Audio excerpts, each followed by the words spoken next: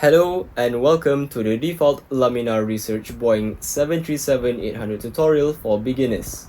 In this tutorial, we will cover these phases: initial startup, basic FMC flight plan input, taxi, takeoff, cruise, descent, ILS approach, and the engine shutdown and secure procedure. Disclaimer, this is merely a flight simulation tutorial video, and due to the limitations of the default aircraft, some things a real-life pilot would do will be skipped. The procedures here do not reflect those that are required to be completed in the real world, and as such, it is not meant to be used by professionals for training on real-life aircraft and routines. The aircraft that we will be using in this tutorial is the Boeing 737-800 that comes pre-installed with Xpin 11 and 12, not to be confused with the Zibo Mod, in case you are wondering. That is an add-on that needs to be installed separately. Before we begin with the actual tutorial, there is one plugin that I recommend you to download as it will make flying in the sim much easier. Avitab. This is an optional plugin, but it will help us in determining the ILS frequencies of our destination airports. That totally sounded like an ad, but trust me, it's not. It's just very useful to have in your sim. Without further ado, let's begin.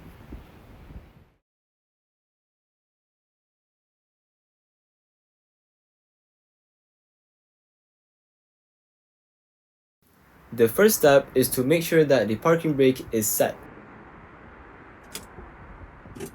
and the throttle quadrants are at the idle state. Next, proceed by looking up at the overhead panel and turn on both the master and standby battery switches, which can be found here. Next, turn on the electric and hydraulic pump switches that can be found here. Then, flip on the ground power switch to on if available. Do note that ground power might not be available at times. If that is the case, proceed to the next step with the APU startup procedure. Next, the APU or the auxiliary power units. First, turn on the right and left fuel pumps to on. Then, flip the APU switch to on and hold it in the start position for at least 2 seconds. The needle movement of the EGT dial indicates that the APU is starting up.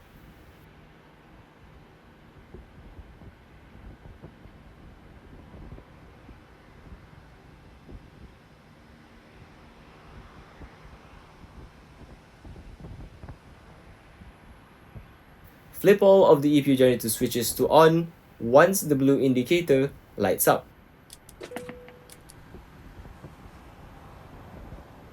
Turn on the APU bleed air and yaw damper. Now would also be a good time to turn on air conditioning, which can be done by moving these PAX switches to auto.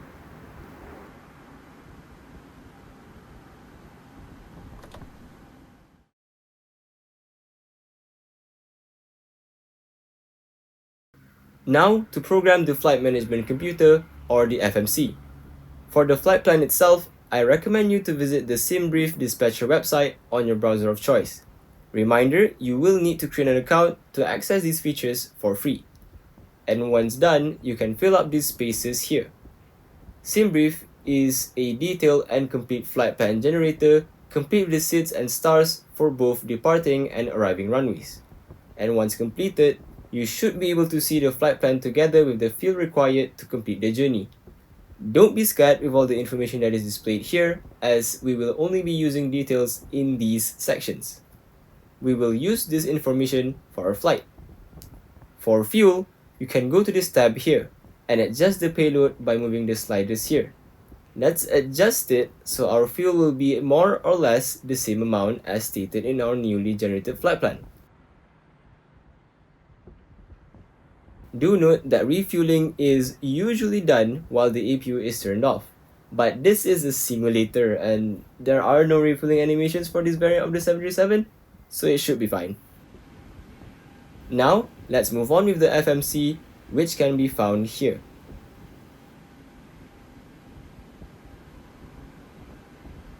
First, click the RTE button. Here, you will be filling up the origin and destination airport details. Today, we will be flying from Kuala Lumpur International Airport to Sultan Mahmud Kuala Terengganu Airport. So our origin airport will be WMKK and our destination airport will be WMKN. Next, click the departure and arrival button and first select the runway 32 right and then the SID.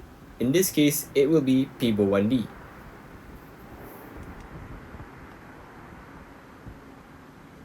Now, go back to the route page and press the next page. Here, you will be filling up all the remaining flight plan. Do note that you will find both the DIR and some code in your flight plan. DIR stands for direct, and as such, you won't need to put in the airways. The codes represent airways and should be keyed in on the via side followed by the waypoint. Then, go back to the departure arrival page and select the arrivals.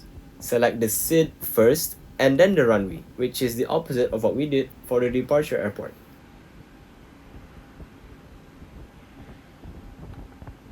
Once completed, go to the cruise page and put in the cruising altitude detail. We will be cruising at 28,000 feet for this flight, so FL 280. Let's also set a 10 nautical mile radius at our destination airport. This will be really helpful for our approach phase. To do so, proceed by selecting the fixed page. Here, set our arrival airport WMKN and type in /10 and key it in the FMC here. Also, let's remove the discontinuity in our flight plan as it will disrupt our flight. To do so, let's turn this switch to plan and press the step button on our FMC to quickly check for any discontinuities in our flight plan. And as you can see here, we do have one in it. To remove the discontinuity, select the waypoint after it and place it at the empty space. Press the execute button and now, no more discontinuities. Move to the mode control panel or the MCP and here we will set the takeoff speed and altitude.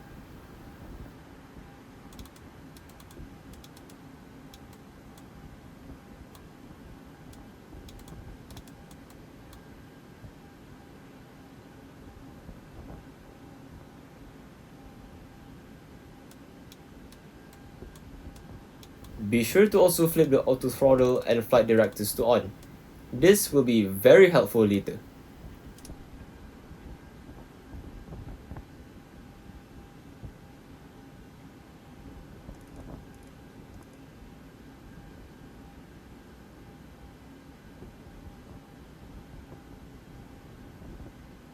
Also, move back to the overhead panel and turn this dial to 28,000 feet.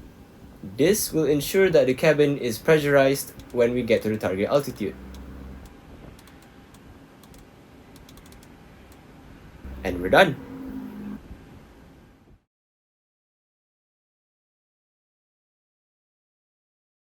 Let's proceed with the pushback. By default, you can access ground controls by using the Shift and G key on the keyboard. This is a tip that you can actually use. To determine which way the plane will be pushed back, reset your view in the cockpit by pressing the W key. And here, if you choose left, you will basically reverse to the left. And you will reverse to the right if you choose right. In our case, we want to reverse to the left, so let's hit left. Kuala Lumpur International Sepang ground, November 816 November. Request pushback to the left. November 816 November. Stand by. Pushback tractor is on the way. We will set the auto brakes to RTO.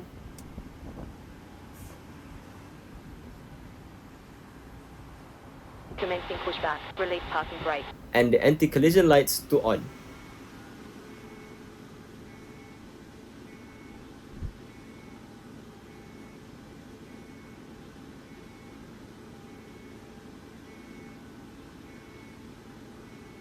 Turn the parking brakes off, and here we go.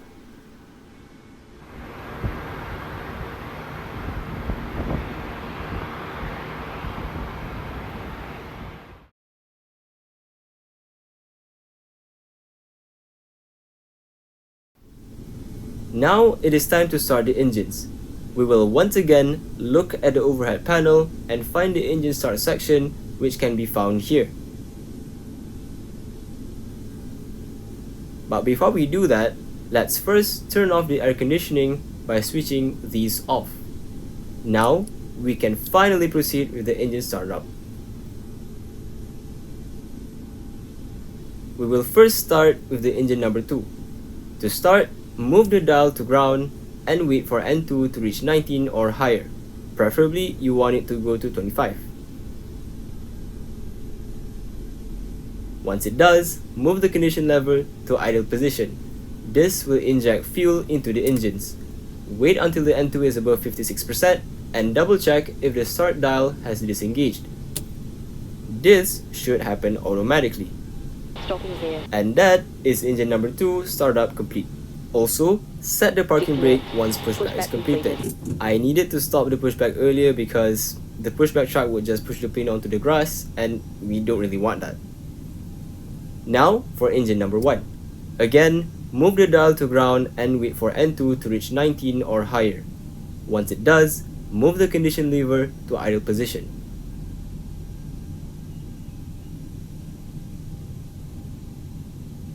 This will inject fuel into the engines. Wait until the N2 is above 56% and double check if the start dial has disengaged. This again should happen automatically. And that is both engine number 1 and 2 startup complete. Well done.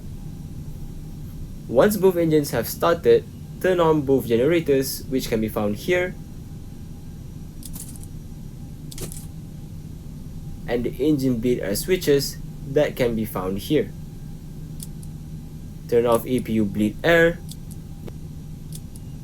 and the APU itself by moving the switch back to off position.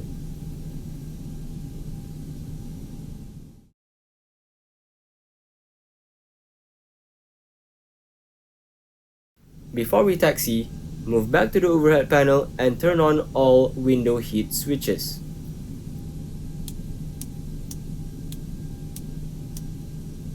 These are optional, but you can also turn these dials to continuous and the anti-ice switches on to prevent icing. These are also optional, but you can turn on the lights by turning these switches here, here, and here. You can also click once on the yoke to make it invisible for easier access to the light dials.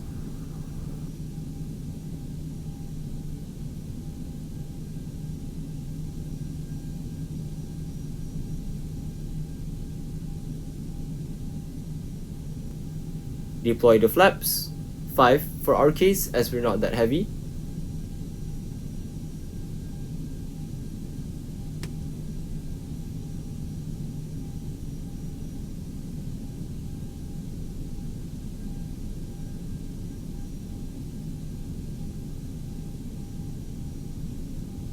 Complete the surface checks to ensure that all control surfaces are functioning as they should without any hindrance.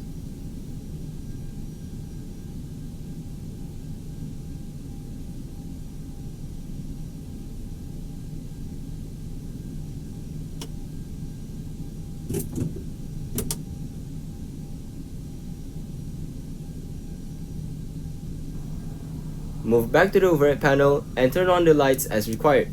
For the sake of simplicity, let's turn them all on. And turn the taxi lights to on. We will turn on the rest of the lights when we are on the runway. Release parking brakes and taxi to the runway. Make sure to stay below 30 knots unless you're Ryanair.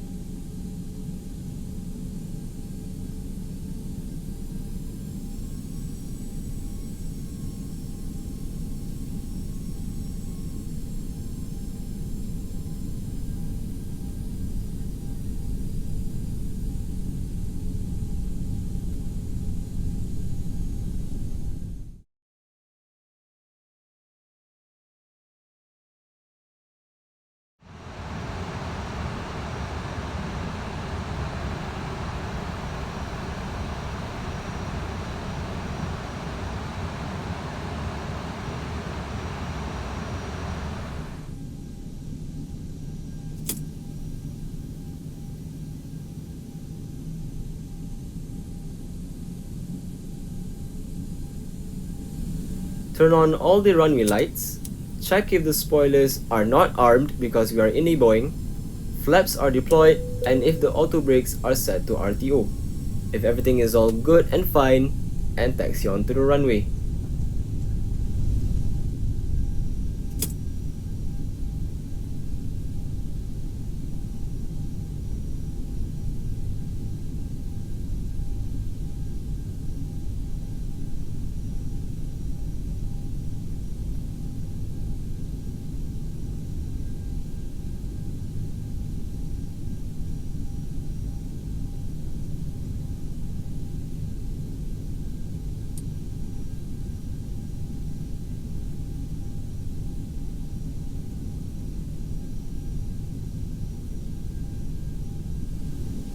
On the runway, the only thing that is left to do is to accelerate the aircraft to takeoff speed. First, push the throttles to about 40%, and once the engines are stabilized, you can press N1 on this button here, and off we go. When accelerating, only use your rudder to keep the center line, as using the wheel tiller might cause the plane to be a little unstable.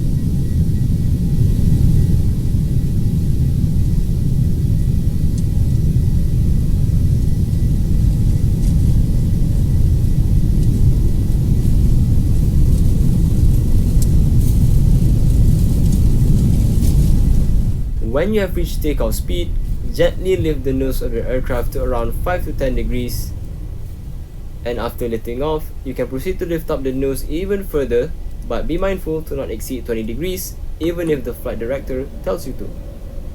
And finally, put the landing gears up.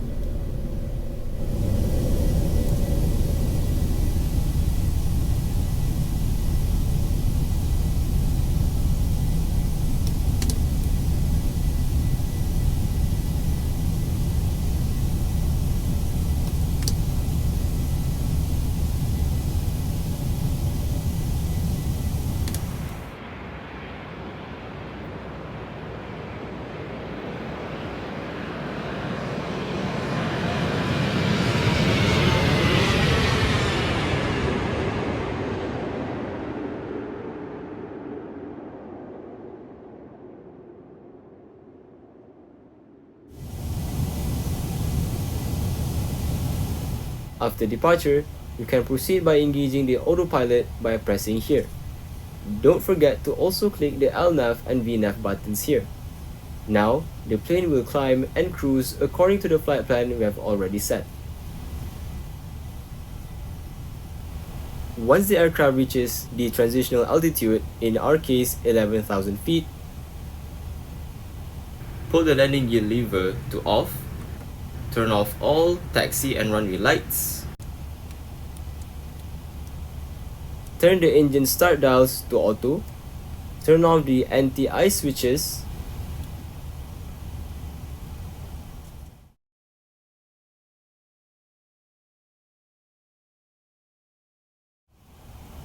the aircraft will maintain its altitude once it reaches the cruising altitude we have already set.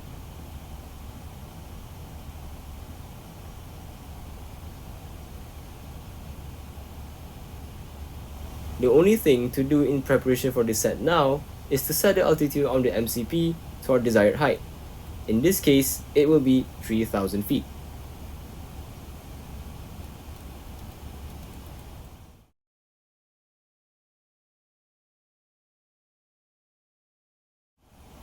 Now will be the time to use our Avitab. The Avitab is a plugin that you can install and has many features that will help make your flights easier. While there are many features to this wonderful plugin, I will only be covering the airport section, which you can access here.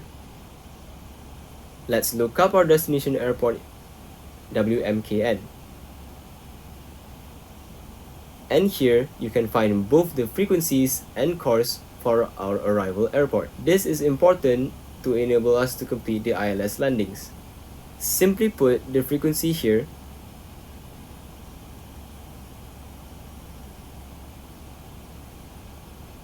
and the course here.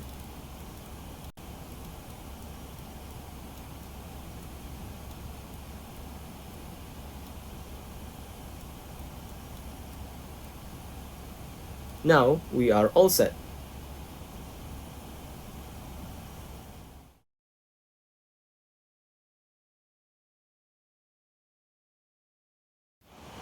Once the aircraft has reached the point of descent, or also known as the top of descent, the plane will automatically pitch itself downwards and start descending, as long as you have already set the altitude in the MCP.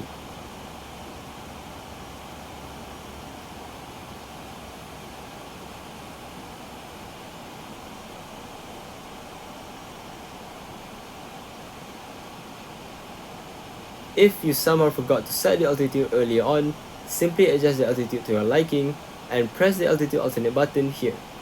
The altitude alternate button is also very helpful if you need to climb or descend to a different altitude quickly. Once the plane has reached the altitude of around 10,000 feet, turn on all lights,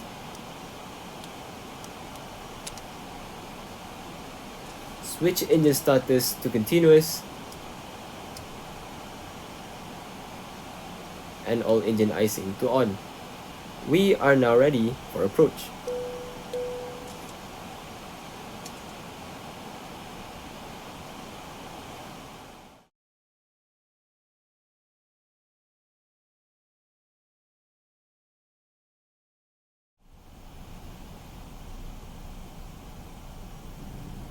Once the plane has descended to your target altitude, in our case 3,000 feet, decrease the speed to 180 knots and ensure that you have keyed in the ILS frequency and the course direction of the runway.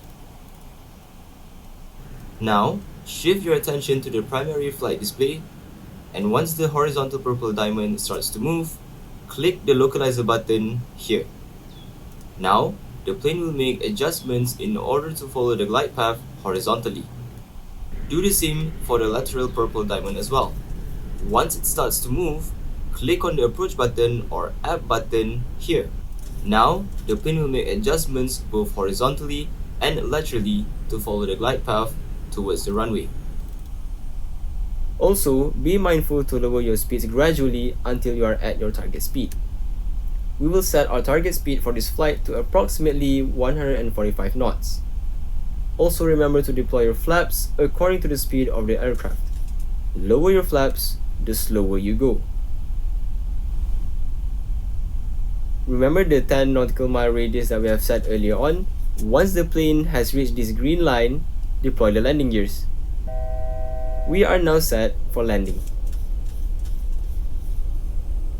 I like to turn off the autopilot and auto throttles at 1,000 feet and hand fly it down to the runway, but you can disarm this at 500 feet if you like.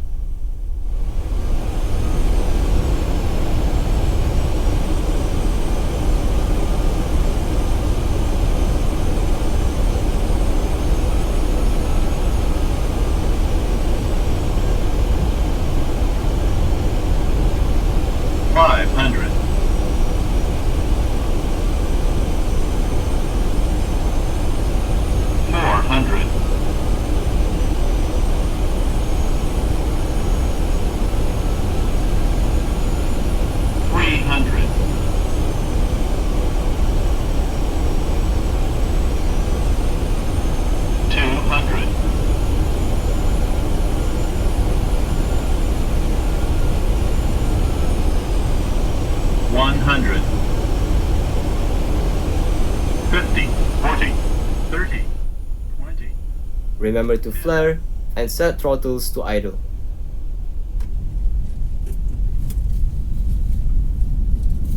Set reverse thrust and let the plane slow down.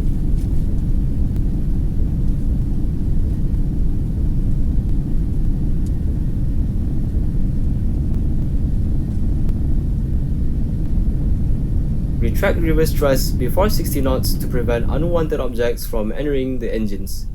And that's it, we have landed safely at Kuala Terengganu Airport. Well done!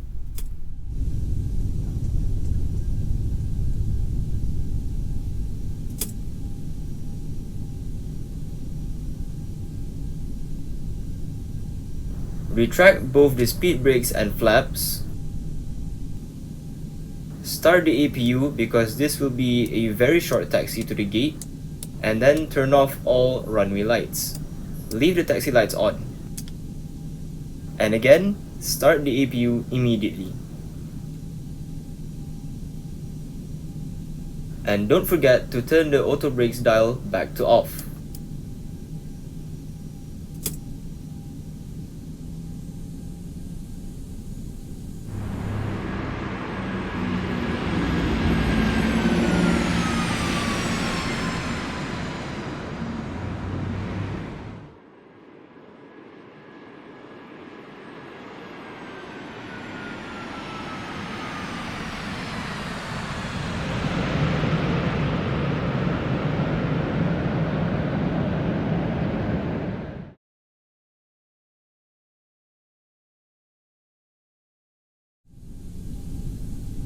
Turn off the taxi lights and slowly park the plane at the gate.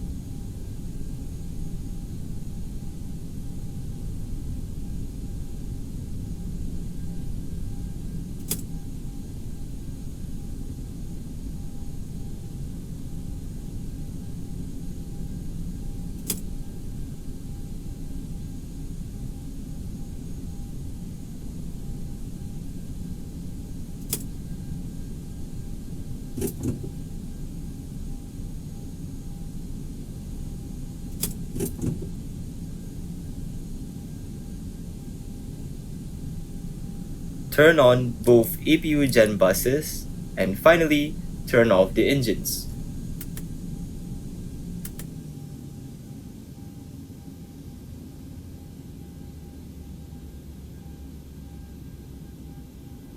Turn on APU bleed.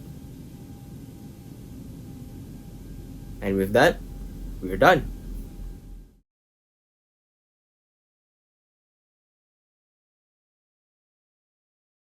This part is optional, as the regular operations at this airport would see the airline proceed with the turnaround procedure to get the plane back to KLIA. But let's do it anyways, it's a simulator.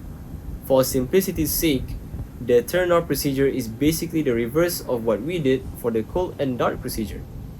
First of all, make sure to turn off all fuel pumps.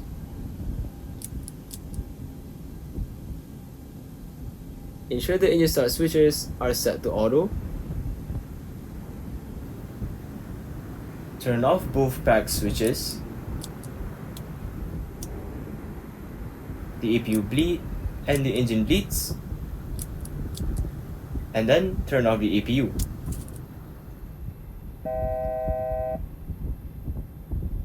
Turn off hydraulic pumps, and finally the main battery switch.